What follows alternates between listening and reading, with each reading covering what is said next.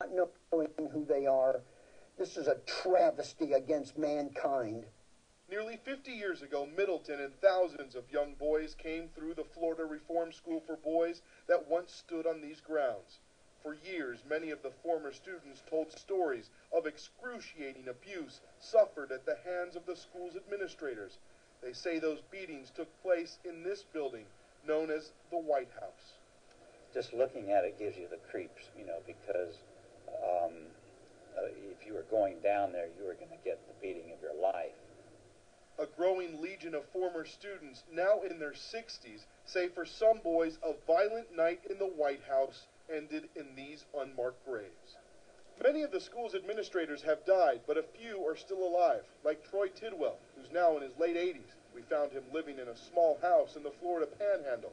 He wouldn't talk to us, but he recently told the Miami Herald that the boys were spanked, but denied they were ever injured.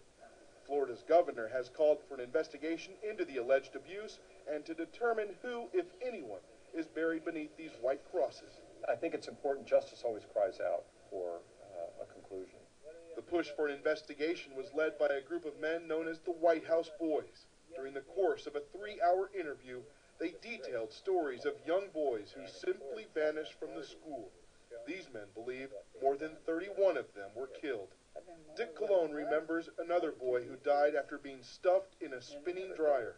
Not helping the boy has haunted Colon since that night in the laundry. And then I thought to myself, if you do it, they're going to put you in there. You're going to be next. And I walked away. I don't know how often in a week I think about that. Chicken I was. For nearly 50 years, few have believed their stories, but they say that's finally starting to change. The investigation of abuse at the Florida Reform School for Boys is just beginning, and investigators say it could take months, if not years, to figure out who is buried in these 31 unmarked graves.